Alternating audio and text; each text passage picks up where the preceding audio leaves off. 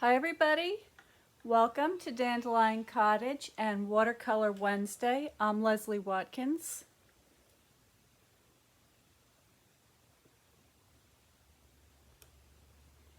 So I hope you've had a great week. I'm sorry I missed you on Monday. The reason being was because I had a kind of a company barbecue picnic. I don't do that very often. I have a small garden design and maintenance business, and I work with a number of amazing people who are very talented and really super good at what they do. And I decided that we needed to have a little get together. And we did that yesterday, and it took me a little bit of time to prepare for that. So we've been having so much rain here lately that my lawn, my entire yard is like a swamp. And so just for that one day yesterday and now today as well, we've got some clouds in the sky, but it's pretty sunny. This has been the first time we've had a break in the weather for quite a while, so we took advantage of it and had a lot of fun. So I have lately been really inspired to make another journal. I haven't made any journals for a while, and this is not quite ready. I'm still thinking about things. I'm still in the prototype stage. So what I do when I'm designing a project is I experiment and I do all sorts of different things and I sort of put them together, and that's really where the design magic happens, because one thing leads to another. You see a couple of different ideas juxtaposed next to one another, and it gives you a third idea, and then just through trial and error, for me anyway, it helps me to sort of clarify and sort of bring to the surface the designs that I have. So I want to show you some of the things that I have that I've been working on that have inspired me to do this. This is pretty rough. And then what I'm going to do this afternoon is I'm going to paint a little abstract picture based on some of the helianthus flowers that I have here behind me. I'm going to do an abstract. I think it's going to be a mixed media, kind of a texture tonal sort of theme. So let me put you down and we'll see what happens. Okay, thanks so much for watching.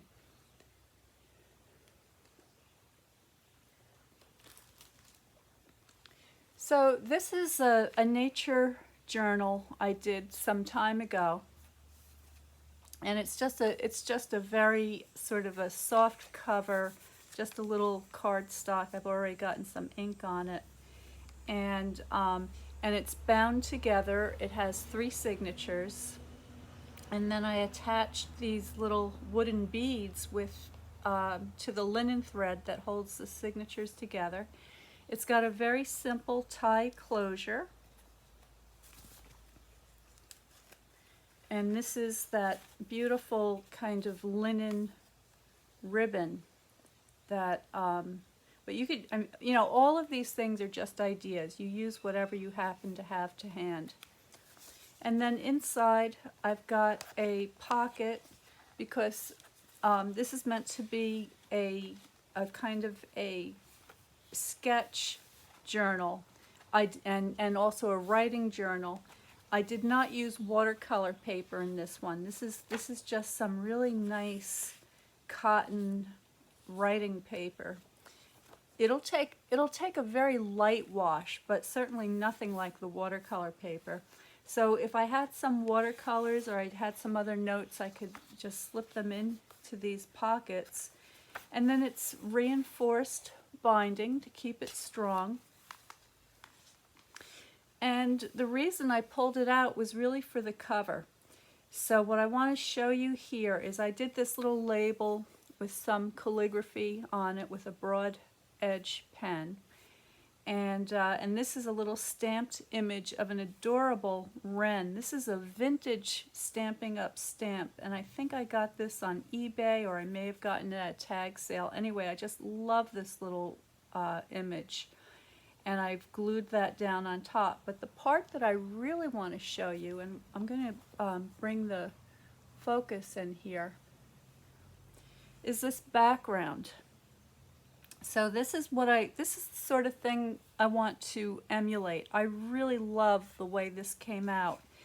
And you probably cannot see, but there is some sort of metallic sparkle effect going on in here. It's sort of bronzy gold, and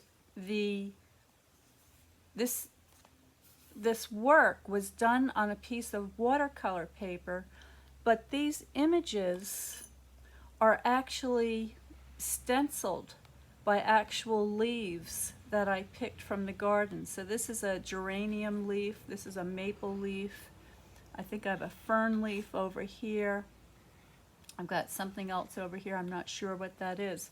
But I just sort of layered up these images with actual leaves. So I started with some sort of a tonal background, and then I pressed the leaves into it to get a kind of a faux echo print. And if you don't know what an echo print is, look it up. ECOPRINT. There's dozens, hundreds of videos on many different ways that you can create echo prints using leaves and flowers and all sorts of natural items. So, and then the other thing is that there's some white paint sprayed on here, spritzed on here for opacity. So it's got this terrific balance of transparencies and opacities, plus with the shape, so the lost and found edges, the hard and soft edges, and there's just a little tinge of color. So it kind of ranges from these yellowish tones, like in here, to these more reddish tones and these more violet. So it's very, very subtle. It's just the sort of thing I really like. So I'm going to be playing with something like that today. And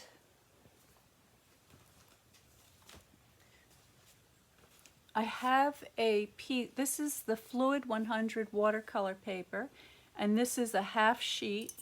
It comes 5 by 7, so this half sheet measures 3.5 by 5, and it's just the right size for the cover of this journal that I have in progress here.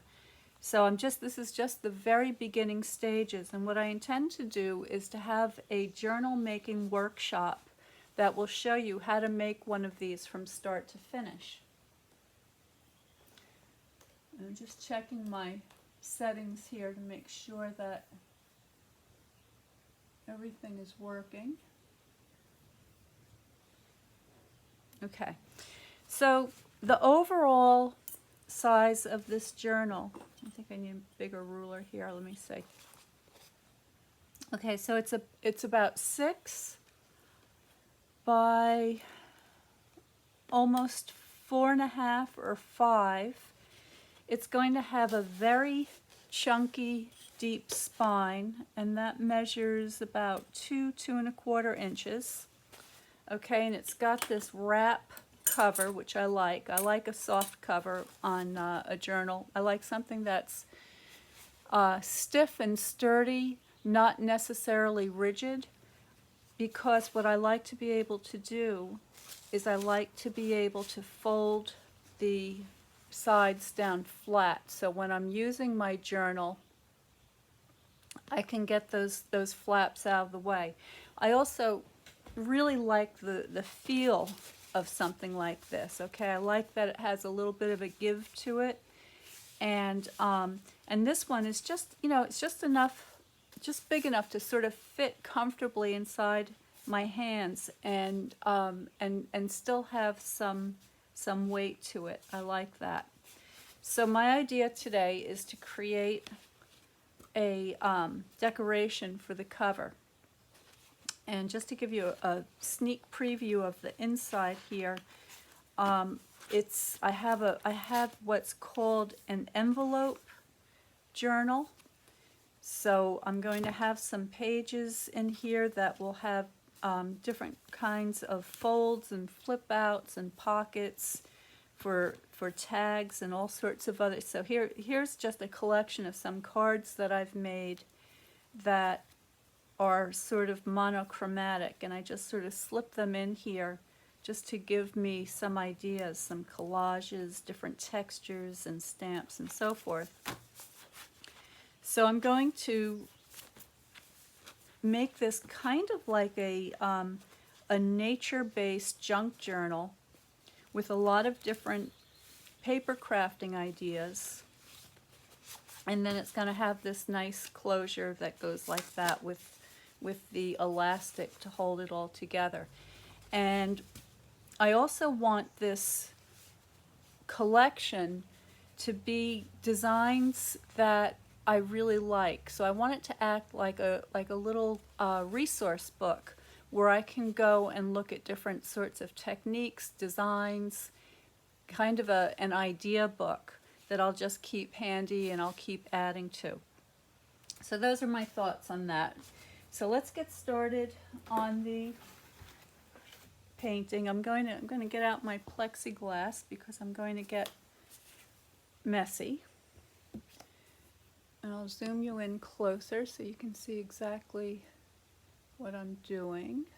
This is going to be a vertical, so it's going to be oriented like that.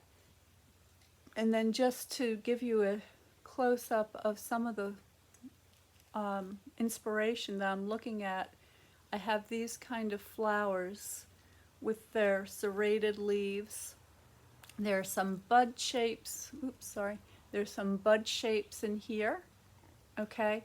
And then, as I showed you in last week's Watercolor Wednesday, I really like the way the backs of these flowers look. So you can see they've got a very interesting attachment to the stem here. Also, I don't know if you can see, but look how wavy that stem is. That's really, really fun. So I'll be able to get some nice rhythm lines in here as well. Okay, so I have to hand my watercolors. So I've got red, yellow, and blue. Okay, I've also got, I'll probably use some of the brown that I have on my palette. And I've got my brushes.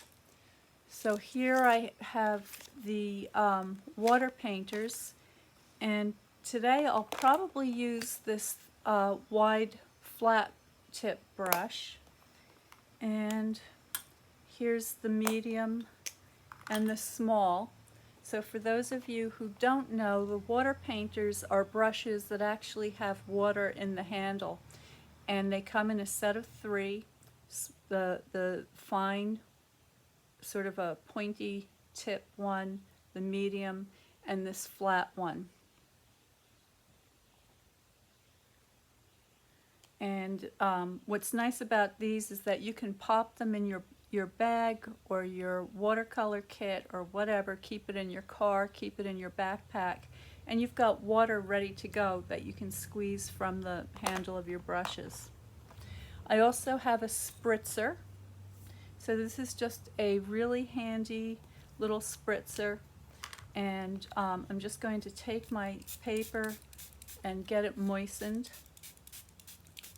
And again today, because of all the humidity in the air, this probably isn't going to dry entirely during the length of the video, but that's okay. So I'm just mixing up some color over here. So I'm grabbing some of that brown and just whatever's on my palette. Okay, so it's just, I'm just not looking for anything specific. I'm just looking for a nice kind of a tonal middle tone, because I'm going to be using a lot of neutral colored cardstocks in this project. So I just want to keep it sort of in the grays, the browns, the beige kind of tonalities. And I'm just going to start by just dropping some tone onto the paper, and I just want it to be kind of uneven. Gonna let the paint do what it wants. Now I also have a re-inker here. So this this one is Sahara sand. So let's see, if I take I'm just going to take a stamping clear block here, and I'm just going to drop a couple of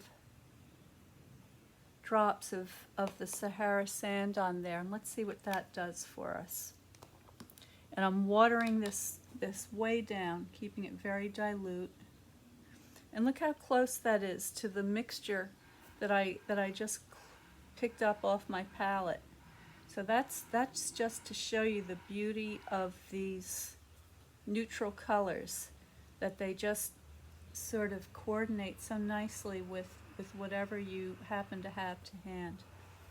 All right, so there I like